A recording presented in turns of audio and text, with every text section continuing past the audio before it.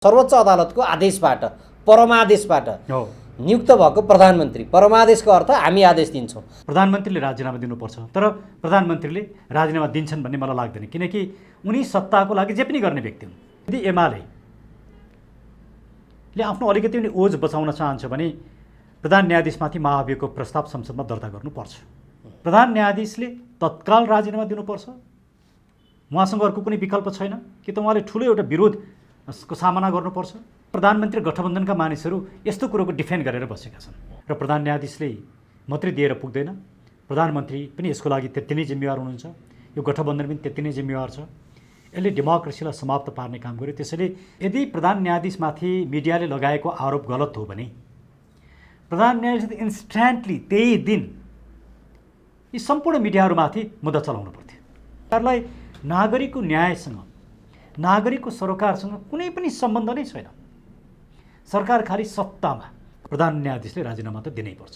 अब प्रधान न्यायाधीशको लागि सबैभन्दा राम्रो बाटो भनेको उहाँले राजीनामा दिनु नै हो।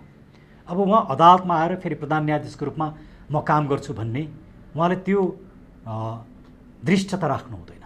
शेरबहादुर देउवाका लयरहरूले उठाएको प्रश्नलाई चाहिँ सुनिएर न्यायाधीश चेन्ज गरियो। त्यसको कारण त अहिले अब छताछुल्ल भयो नि, के रहेछ भन्ने कुरा। यदि प्रधान न्यायाधीशले राजीनामा दिनु भने यो एउटा नागरिक आन्दोलनको विषय यो बन्छ। उहाँ मात्रै एउटा यस्तो व्यक्ति हो यो मन्त्रीमण्डलमा जो संसद नभएको व्यक्तिलाई मन्त्री बनाइएको छ। जस्तो एकछिन भन्नुहोस्, विश्वप्रकाशजीलाई बनाएको भए सायद कसैले पनि आपत्ति गर्दैन थियो होला। एउटा कर्मठ व्यक्ति, एउटा सबैले मन पराइराखेको व्यक्ति। अहिले जो व्यक्तिले राजीनामा दिनुभयो उद्योग मन्त्रीले, उहाँ प्रधान न्यायाधीशको जेठान, उहाँले सेटिङमा काम गर्नुभएको रहेछ भन्ने कुरा त आफै प्रमाणित गर्नुभयो। डाक्टर साहबलाई कार्यक्रममा स्वागत छ। धन्यवाद हरि सर। डाक्टर साहब, हजुरको एउटा पृष्ठभूमि, परिचय, वरिष्ठ कानुनविदको एउटा ख्याति छ समाजमा, प्लस यो पार्टी त मैले अघि जानकारी गराइहालेँ, त्यसमा अहिले यहाँहरू एजेन्डा लिएर हिँडिराख्नु भएको छ। पछिल्ला दिनमा नेपालको राजनीतिक परिदृश्य जसरी विकसित भयो, 2 दिन अगाडि मन्त्री पदमा शपथ र 2 दिन लगत्तै शुक्रबार शपथ, त्यस पछाडि आइतबार राजीनामा, यो के हो डाक्टर साहब? 88 दिनमा मन्त्री परिषद विस्तार हुन्छ, फेरि मन्त्री चाहिँ त्यहाँ टिक्दैनन्, यो के कारणले रहेछ? 2-3वटा परिघटनालाई हेर्नुपर्छ। हजुर। एउटा चाहिँ हामी मन्त्री हुन पाएनौँ भनेर नारा जुलुस र पुत्ला जलाएका पनि छन्। हामी मन्त्री हुन पाएनौँ, म मन्त्री हुन पाइनँ भनेर अन्तर्वार्ता दिएर रोएका विषयहरू पनि छन्। अनि अर्कोतिर मन्त्री भएर 2 दिनमा राजीनामा दिएका कुरा पनि छन्। यो आफैमा रोचक मात्रै होइन कि यो गम्भीर विषय हो। म अन्य प्रसङ्गमा नगइकन अहिले उद्योग मन्त्रीले जुन राजीनामा दिनुभयो, यो विषयलाई 2टा फेजमा हेर्नुपर्छ। हजुर। एउटा फेज चाहिँ जब मन्त्रीमण्डलको विस्तार हुन लागेको थियो, मन्त्रीमण्डलको विस्तार हुन लागेकै अवस्थामा प्रधानमन्त्री शेरबहादुर देउवाले प्रधान न्यायाधीश चोलेन्द्र शमशेर राणाको अनुरोधमा उहाँका केही मानिसहरूलाई मन्त्री बनाउँदैछन् भन्ने न्युज बाहिर आयो। हजुर, चर्चामा रह्यो। अझ कतिसम्म न्युजमा आयो भने प्रधान न्यायाधीशले कोटा माग्नुभयो र गठबन्धनमा प्रधान न्यायाधीशको पनि सहभागिता रह्यो भन्नेसम्म चर्चा परिचर्चामा आयो, मिडियामा आयो, छरपष्ट भएर आयो। हजुर। त्यो पहिलो फेजको न्युज आउँदाखेरि मलाई विश्वास लागेन, किनकि न्यायपालिका स्वाधीन हुन्छ, निष्पक्ष हुन्छ, कार्यपालिकालाई नियन्त्रण गर्ने निकाय हो न्यायपालिका, सीमित सरकारको अवधारणालाई लागू गर्ने निकाय हो न्यायपालिका, र न्यायपालिका र त्यसको प्रमुखले प्रधान न्यायाधीशले कार्यपालिकामा भागबण्डा खोजे होलान्, सेटिङ भयो होला, या प्रधानमन्त्री र प्रधान न्यायाधीशले मिलेर सरकार बनाइराखेका छन्, मन्त्रीहरू बनाइराखेका छन् भन्ने कुरा पत्याउन लायक विषय नै होइन। त्यसैले हामी सबै कानुनविदहरूलाई यो पत्याउन धेरै गाह्रो पर्यो, किनकि यस्तो घटना हुँदै हुँदैन। फर्स्ट टाइम हो डाक्टर साहब, यो पहिलो पटक हो नेपालको न्याय प्रणालीमा प्रधान न्यायाधीशले मन्त्री परिषदमा हिस्सा खोजेको? मलाई लाग्छ यो पहिलोचोटि नै हो। प्रधान न्यायाधीशको अब आदेशबाट भनौँ न, अथवा सर्वोच्च अदालतको आदेशबाट परमादेशबाट नियुक्त भएको प्रधानमन्त्री, परमादेशको अर्थ हामी आदेश दिन्छौँ। हामी आदेश दिन्छौँ भनेपछि त हामीले आदेश दिएर ल्याएको प्रधानमन्त्रीले हामीले तोकेको एउटा मन्त्री राख्नु पर्छ नि त भन्ने हो कि क्या हो डाक्टर साहब? अब यसको पछाडिको अर्को एउटा म तपाईँलाई ब्याकग्राउन्ड बताउँ। जुन दिन मिडियाले यो कुरा लेखे, मैले फर्स्ट फेजको कुरा गरिरहेको छु, म सेकेन्ड फेजको पछि कुरा गर्छु। जुन दिन मिडियाले यो लेखे त्यही दिन सर्वोच्च अदालतमा ललिता निवासको मुद्दाको बहस थियो। ललिता निवासलाई बाहिर ल्याउनको लागि धेरै ठुलो मेहनत चाहिँ अधिवक्ता युवराज कोइरालाले गर्नुभएको हो।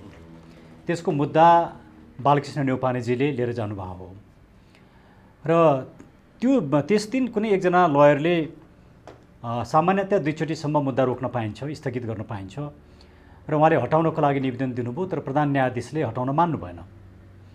र म आफै पनि मुद्दा नहटोस् भन्ने चाहन्थेँ, मुद्दा निर्णय होस् भन्ने नै चाहन्थेँ। तर त्यो दिन मुद्दा निर्णय हुन्छ भन्ने मलाई चाहिँ लागेको थियो। हामीले बहस गऱ्यौँ, बहस सिद्धियो, प्रधान न्यायाधीशले कार्तिक 15 गते निर्णय गर्ने भनिदिनु भयो। त्यसको भोलिपल्टदेखि मन्त्रीमण्डल विस्तार हुने चर्चा सुरु भयो। अब हामीलाई शङ्का के भयो भने ललिता निवासको मुद्दामा 2टा पूर्व प्रधान न्यायाधीशहरूको इस्यु छ, प्रधानमन्त्रीहरूको इस्यु छ। हजुर, माधव नेपाल र डाक्टर बाबुराम भट्टराई। उहाँहरूमाथि मुद्दा चलाउनु पर्दछ भन्ने हाम्रो रिट निवेदनको माग छ। यदि अदालतले उहाँहरूमाथि मुद्दा चल्नुपर्छ भन्ने निर्णय गर्न साथ यो गठबन्धन नै भङ्ग हुन्छ, गठबन्धन टिक्दैन। भनिसके पछाडि यदि उहाँहरूमाथि मुद्दा चलाउनु हुँदैन भनेर भन्यो भने उहाँहरूले सफाइ पनि पाउने हुनुभयो र गठबन्धन पनि मजबुत हुने भयो। अब अहिले जसरी मिडियामा प्रधान न्यायाधीशका व्यक्तिहरू मन्त्री भएको कुरा आयो, त्यसले हामीलाई अहिले के शङ्का लागिरहेछ भने कतै त्यो ललिता निवासको मुद्दालाई आधार बनाएर प्रधान न्यायाधीशले गठबन्धनसँग एक किसिमको बार्गेनिङ त गर्नुभयो होइन। डाक्टर साहबले यसमा के बुझ्नु भएको छ? किनभने अहिले जो व्यक्तिले राजीनामा दिनुभयो उद्योग मन्त्रीले, उहाँ प्रधान न्यायाधीशको जेठान। अब उहाँको नियुक्ति हुने साथै जब मिडियाले लेखे प्रोटेक्सनमा काङ्ग्रेस र स्वयं सत्तारूढ गठबन्धनको माओवादीका अध्यक्षले पनि के भन्नुभयो भने उहाँ त काङ्ग्रेसको कोटाबाट नियुक्ति हुनुभएको र उहाँ स्वयंले पनि अन्तर्वार्ता दिँदा के भन्नुभयो भने मैले नि जेल भएको छु, मैले पनि हिजो चाहिँ राजनीतिमा योगदान गरेको छु। शेरबहादुर देउवाले पार्टी फुटाउँदाखेरि म बाँके जिल्लाको काङ्ग्रेसको जिल्ला सभापति थिएँ, मेरो त राजनीतिक करियर पनि त छ नि भन्ने कुरा भयो र सरकारले तत्काल के प्रोटेक्सन गर्यो भने काङ्ग्रेसको कोटाबाट उहाँको योगदानलाई हेरेर नियुक्त गरिएको भन्ने कुराहरू आयो र उहाँको साइनो चाहिँ प्रधान न्यायाधीशसँग जेठानको रूपमा रहेको भन्ने कुराहरू, जेठान र यो साइनो जुन छ उहाँहरूको एक आपसमा रिलेसन रहेको भन्ने कुराहरू आयो। यी घटनाक्रममा हिजो कानुनविदहरूले भयङ्कर आपत्ति जनाइराख्नु भएको छ, सबैतिर ऊ छ। अब डाक्टर साहब आफैमा वरिष्ठ अधिवक्ता हुनुहुन्छ, त्यहाँ के तादात्म्यता पाउनुभएको छ यहाँहरूले आन्तरिक रूपमा बुझ्दाखेरि चाहिँ डाक्टर साहब? अब मैले भने अब दोस्रो फेजमा जाउँ। पहिलो फेजका ती न्युजहरू आए, हामीले विश्वास गरेनौँ। तर दोस्रो फेजमा के भयो भने न्युजमा जो व्यक्तिको नामै उल्लेख गरेर न्युजहरू आएको थियो तिनै व्यक्ति चाहिँ उद्योग मन्त्री भए। अब उहाँको नाम के समथिङ हमाल जस्तो लाग्छ, गजेन्द्र हमाल। 2-3वटा तथ्यलाई हेरौँ। उहाँ सांसद होइन। हजुर, उहाँ मात्रै एउटा यस्तो व्यक्ति हो यो मन्त्रीमण्डलमा जो संसद नभएको व्यक्तिलाई मन्त्री बनाइएको छ। संसद छ, संसद विघटन भएको अवस्था पनि होइन। संसद विघटन भएको अवस्था भए पनि ल अन्त सांसद नभएका व्यक्तिहरू मन्त्री छन् भन्ने कुरा हुन्थ्यो। सबैजना सांसद छन्, मन्त्रीहरू। उहाँ एकजना चाहिँ सांसद नभएको व्यक्ति, उहाँलाई मन्त्री बनाउनु पर्ने त्यस्तो ठुलो आवश्यकता के पर्यो? संविधानले त दिएको छ नि त डाक्टर साहब, 6 महिनासम्म बनाउनु पाउने। संविधानले दिएको छ, तर संविधानले दियो भन्दामा त्यसको दुरुपयोग गर्ने त्यो आवश्यकता हुनु पर्यो नि, त्यसको जस्टिफिकेसन हुनु पर्यो। जस्तो एकछिन भन्नुहोस्, विश्वप्रकाशजीलाई बनाएको भए सायद कसैले पनि आपत्ति गर्दैन थियो होला। एउटा कर्मठ व्यक्ति, एउटा सबैले मन पराइराखेको व्यक्ति, त्यस्तो व्यक्ति आउँदाखेरि मलाई लाग्छ विश्वप्रकाशजी चुनाव हारेकोलाई बनाउन नपाउने भन्ने होला नि त। 6 महिनासम्म बनाउन नपाउने भन्ने त के छ र? वामदेवजीले पनि त चुनाव हार्नु भएको थियो नि। वामदेवजी चुनाव नहारे होइन नि। केपी शर्मा ओलीले पनि त डाक्टर युवराज खतिवडालाई बनाएकै हो नि डाक्टर साहब। बनाएकै हो होइन। केपी ओलीले के भन्नुभयो भने बनाउनु भयो र फेरि माथिल्लो सभामा ल्याउनु भयो नि। अनि त्यो अवस्था र अहिलेको अवस्था फरक छ। अहिलेको अवस्था के छ भने हिजो केपी ओलीले गरेको पनि गलत हो, त्यसमा हामीले त्यो ठिक हो भनेर भनेका छैनौँ, हामीले त्यो बेला नि विरोध गरेका थियौँ। तर अहिलेको अवस्था भनेको संसद विघटन भएको संसद बिउताइसके पछाडि पनि संसदभन्दा बाहिरको व्यक्तिलाई मन्त्री बनाउनु पर्दाखेरिको के त्यस्तो जस्टिफिकेसन पर्यो? उहाँ कि त एक्सपर्ट हुनु पर्यो। उहाँलाई उद्योग मन्त्री बनाउँदाखेरि ल उद्योगको विषयमा नेपाली काङ्ग्रेसभित्र कुनै अरू विशेषज्ञ नै रहेन रहेछन्, उहाँ नै त्यो विशेषज्ञ हो कि त त्यस्तो हुनु पर्थ्यो। अब होइन, उहाँ एउटा त्यस्तो नेता हो जसलाई नल्याइकन यो सरकारै चल्दैन। नेपाली काङ्ग्रेसको त्यस्तो महत्त्वपूर्ण नेता हो, उहाँ त्यो पनि होइन। भनिसके पछाडि त पत्र पत्रिकामा जे कुरा लेखियो त्यो तथ्य त सही रहेछ भन्ने कुराले देखायो नि। मान्छे प्रधान न्यायाधीशको नातेदार अनि प्रधान न्यायाधीशले र प्रधानमन्त्रीको बिचको सल्लाहमा काङ्ग्रेसको कोटाबाट उहाँलाई ल्याइयो। मान्छे यसले के देखाउँछ भने सत्तामा बस्ने व्यक्तिहरूले कसरी सेटिङ गर्दा रहेछन्, कसरी सत्ताको दुरुपयोग गर्दा रहेछन्, कसरी कन्स्टिट्युसनलाई मिसयुज गर्दा रहेछन् भन्ने कुरो देखाउँछ। तर त्योभन्दा गम्भीर कुरा चाहिँ प्रधान न्यायाधीश नै यस्तो केसमा संलग्न हुनु चाहिँ न्याय प्रणालीमा नै एउटा चाहिँ ठुलो एउटा दाग लाग्ने विषय होइन लाग्छ हो। यो घटना सामान्य घटना होइन। यो घटना भनेको पहिला कुरो त लोकतन्त्र डेमोक्रेसी केमा आधारित हुन्छ भने कार्यपालिका, व्यवस्थापिका र न्यायपालिकाको बिचमा शक्ति पृथकीकरण हुन्छ र सन्तुलन हुन्छ। र न्यायपालिकाले कार्यपालिकामा कहिले पनि ठाउँ खोज्दैन। न्यायपालिका स्वाधीन हुन्छ, स्वतन्त्र हुन्छ, निष्पक्ष हुन्छ।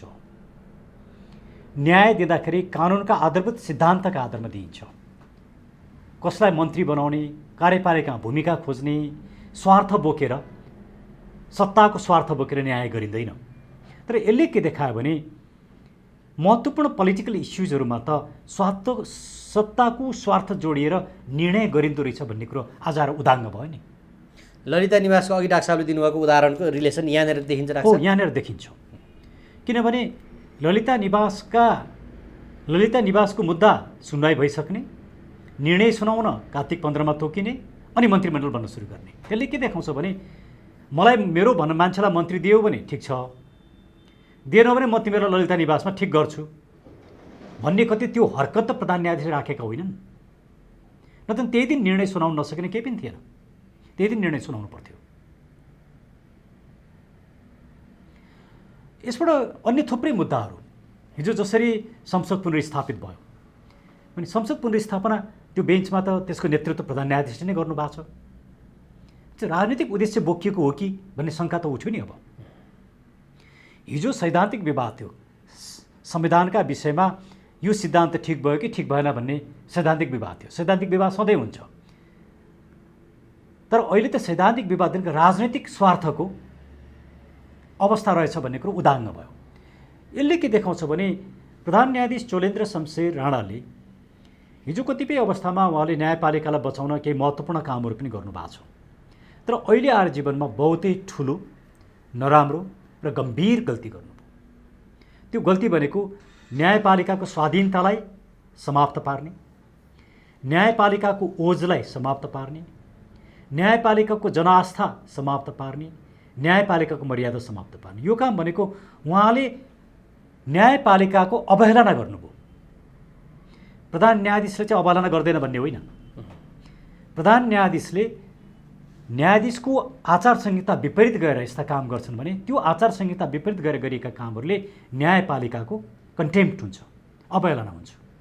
अब उहाँलाई कारबाही हुनुपर्छ कि पर्दैन डाक्टर साहब? अब उहाँको कोटामा नियुक्त भएको मन्त्रीले राजीनामा दिँदैमा यो इस्यु त अब त जनमानसमा छाइसक्यो, दाग त लगाइसक्यो, यसलाई मेट्ने कसरी? यसका दुईवटा उपाय। एउटा त प्रधानमन्त्रीले नै राजीनामा दिनुपर्छ पहिलो, किनकि प्रधानमन्त्रीले स्पेस नदिकन त प्रधान न्यायाधीशको मान्छे त्यहाँ गएका होइनन् नि। प्रधानमन्त्रीले के भन्नुपर्थ्यो र गठबन्धनले के भन्नुपर्थ्यो भने न्यायपालिकाले कार्यपालिकामा भाग खोज्ने होइन, तपाईँ यस्तो गलत काम नगर्नुहोस्, तपाईँ यदि यस्तो गलत काम गर्नुहुन्छ तपाईँलाई हामी इम्पिचमेन्ट लाउँछौँ भनेर प्रधान न्यायाधीशलाई ठाउँमा राख्ने काम त कार्यपालिकाको हो नि।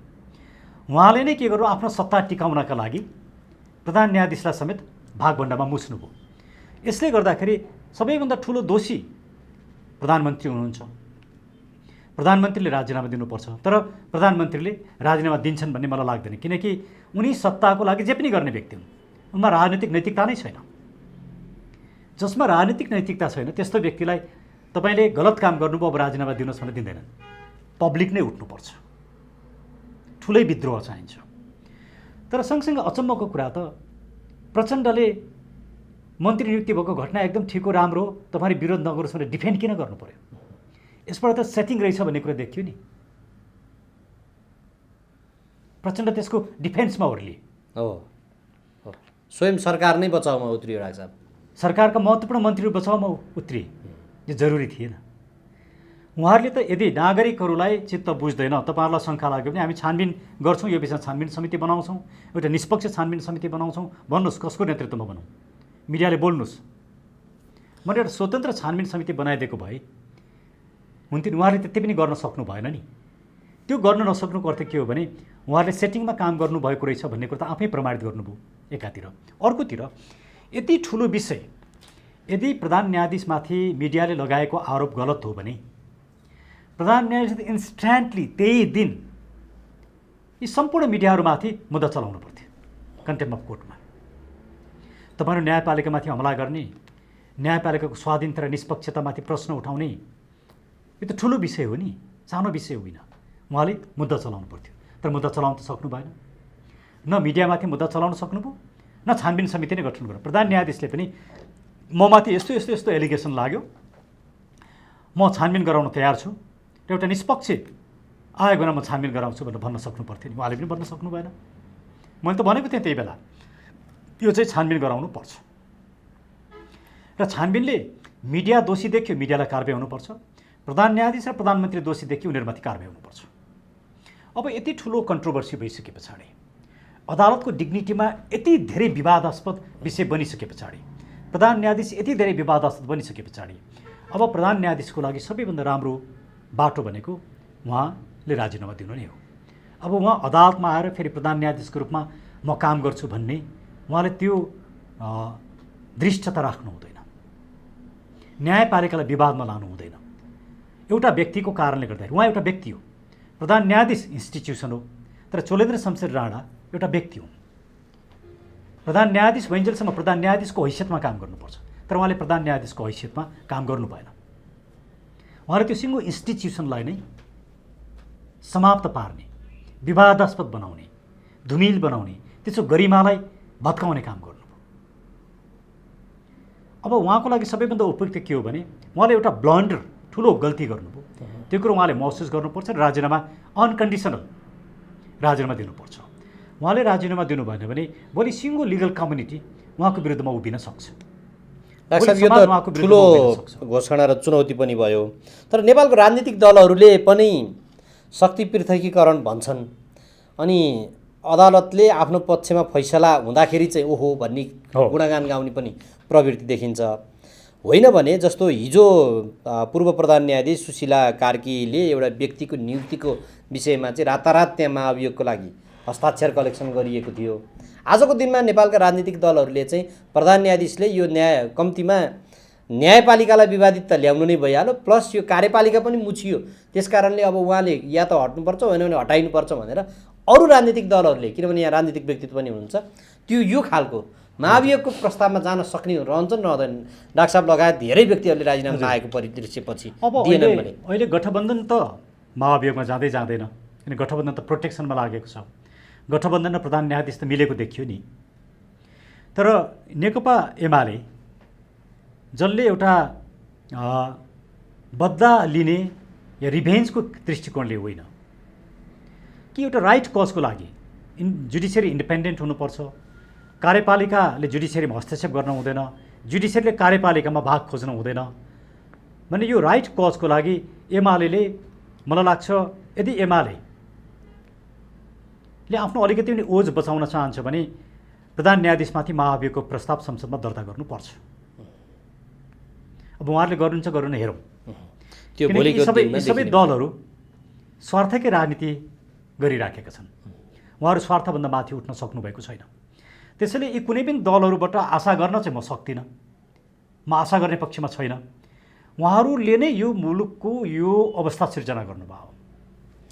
डाक्टर साहब, अब यो अहिलेका प्रधान न्यायाधीश मात्रै यस्तो अवस्था हो कि नेपालको न्यायपालिकामा? किनभने केही दिन अगाडि एउटा मुद्दाको त्यहाँनिर छलफलमा पनि एकजना वरिष्ठ अधिवक्ताले तपाईँ यो मुद्दामा बस्न पाउनुहुन्न भन्ने अवस्था सिर्जना भयो। संवैधानिक निकायको त्यो केसमा। त्यस्तै गरेर अब अर्का एकजना न्यायाधीशलाई पनि अब यहाँ त न्यायाधीश बसो भनेदेखि चाहिँ यो मुद्दा प्रभावित हुन्छ भन्ने खालको अवस्था सिर्जना भयो।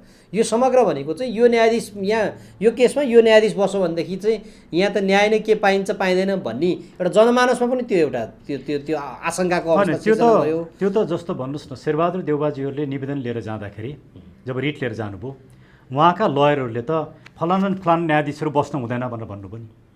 ती न्यायाधीशहरू बसेनन्। तर ती न्यायाधीशको बारेमा जो न्यायाधीशले लेख्नुभयो उहाँहरू बस्न पाउनुहुन्न, हामी चाहिँ बस्न, हामीलाई चाहिँ राखियोस् भनेर। हामीले ती न्यायाधीशहरू पनि बस्नु हुँदैन भनेर हामीले पनि प्रश्न उठायौँ। तर हामीले प्रश्न उठाउँदाखेरि चाहिँ त्यसलाई सुनिएन। शेरबहादुर देउबाका लयरहरूले उठाएको प्रश्नलाई चाहिँ सुनिएर न्यायाधीश चेन्ज गरियो। त्यसको कारण त अहिले अब छताछुल्ल भयो नि, के रहेछ भन्ने कुरा। त्यो त यो समग्रले न्याय प्रणाली त झन्झन धराशायी हुँदै गयो नि। धराशायी बनाइयो। अब समग्र रूपमा यो सिस्टम नै फेल भयो। किन डेमोक्रेसीको बेसिक चरित्र नै के हो भने रुल अफ ल। उहाँहरूलाई रुल अफ लको मतलबै छैन, संविधानको मतलबै छैन। उहाँहरूलाई जसरी पनि सत्तामा बस्ने, जसरी पनि पावर एक्सर्साइज गर्ने र सत्ताको दुरुपयोग गर्ने, यो किसिमको यो जुन प्रणाली देखियो यसलाई समूल रूपमा अन्त्य गर्न जरुरी छ। अब यो सिस्टमिक चेन्जमै जानुपर्छ। तर सिस्टमिक चेन्ज गर्न केही समय लागे पनि प्रधान न्यायाधीशले तत्काल राजीनामा दिनुपर्छ। उहाँसँग अर्को कुनै विकल्प छैन कि त उहाँले ठुलो एउटा विरोधको सामना गर्नुपर्छ। न्यायपालिकालाई विवादास्पद बनाएर उहाँले काम गर्न मिल्दैन। न्यायपालिका कसैको निजी होइन। न्यायपालिकामा प्रधान न्यायाधीशको जति गरिमा महत्त्व रहन्छ, एउटा नागरिकको पनि त्यति नै स्टेक रहन्छ। एउटा नागरिकको लागि न्यायपालिका स्वाधीन हुन जति महत्त्वपूर्ण छ, प्रधान न्यायाधीशको लागि त्यति नै महत्त्वपूर्ण छ। त्यसले प्रधान न्यायाधीशकै कारणले आज न्यायपालिका विवादमा आएपछि सबभन्दा राम्रो उहाँले राजीनामा दिएर मैले गल्ती गरेँ भनेर उहाँले माफी माग्नु राम्रो हो। त्यसो गर्नु भएन भने भोलि उहाँमाथि नै कन्टेम्प अफ कोर्टको मुद्दा लिएर लयरहरू जान पनि सक्छन्। त्यो अप्रिय अवस्था नआओस् र उहाँले बुद्धि पुर्याउनुहुन्छ भन्ने मलाई लाग्छ। डाक्टर साहब, यो प्रधान न्यायाधीशलाई विवादमा ल्याउने काम नेपालको राजनीतिक दलहरूको यो प्रवृत्तिले गर्यो कि प्रधान न्यायाधीश स्वयंले नै यो विवाद सिर्जना हुने वातावरण निर्माणमा भूमिका खेल्नुभयो? होइन, राजनीति ठिक भएको भए त प्रधान न्यायाधीशले यस्तो गर्ने हिम्मतै गर्दैनन् नि। राजनीति ठिक हुनासाथ तपाईँ आफ्नो ठाउँमा बस्नुहोस्। न्यायपालिकाको सीमा त्यो, दायरा त्यो, तपाईँ आफ्नो गरिमामा बस्नुहोस्, हामी आफ्नो गरिमामा बस्छौँ भन्ने काम त प्रधानमन्त्रीको हो नि। तर स्वयं प्रधानमन्त्री गठबन्धनका मानिसहरू यस्तो कुरोको डिफेन्ड गरेर बसेका छन्। यसले के देखाउँछ भने हाम्रो सिङ्गो राजनीति नै असफल भयो, राजनीति नै गलत बाटोमा गयो, सिस्टम नै डिफाङ्ड भयो, डिरेल भयो। त्यसैले यो सिङ्गो राजनीति, असफल भएको राजनीतिलाई अब सफल बनाउनको लागि व्यक्तिहरूलाई त फाल्न जरुरी छ। व्यक्तिलाई मात्रै फालेर पुग्दैन, एउटा सिस्टमिक चेन्ज नै गर्नुपर्छ। त्यो आवश्यकता चाहिँ टड्कर हामीले जुन हिजोदेखि भनिरहेको थियौँ, हामीले भनेको कुरा प्रमाणित भयो।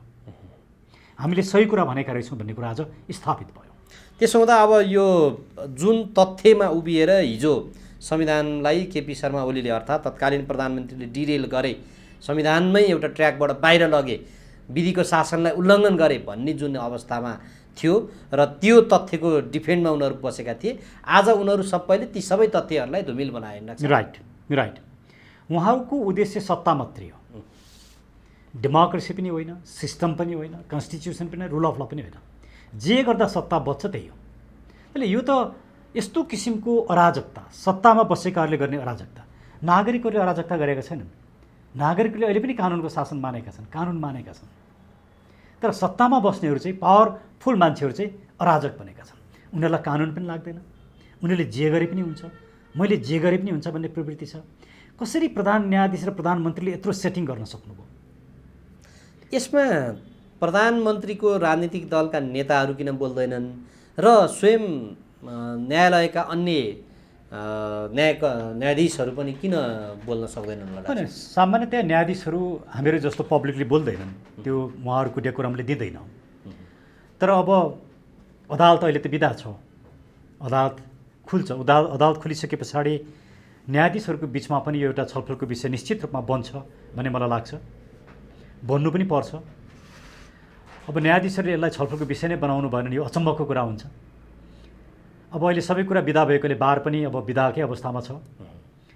हामीहरू सामान्य रूपमा छलफलमा छौँ, तर बार पनि, अदालत खुलिसकेपछि बार पनि खुल्छ। र मलाई लाग्छ यो दसैँ सिद्धिसके पछाडि यसले एउटा मोमेन्टम लिन्छ।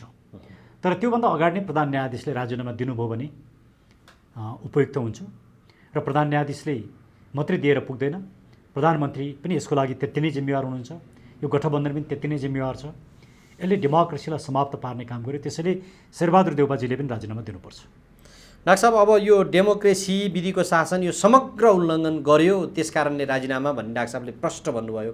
अब यदि दिएनन्, जस्तो उनीहरूद्वारा नियुक्त भएका व्यक्तिले त राजीनामा दिए, स्वीकृत भयो, उनी अब आउट भए, अब उनीहरूले चाहिँ दिएनन् भने अब के हुन्छ डाक्टर साहब? त्यो त निरङ्कुशता भयो नि। मैले जे गरे पनि हुन्छ भन्ने त्यो निरङ्कुश चरित्र भयो।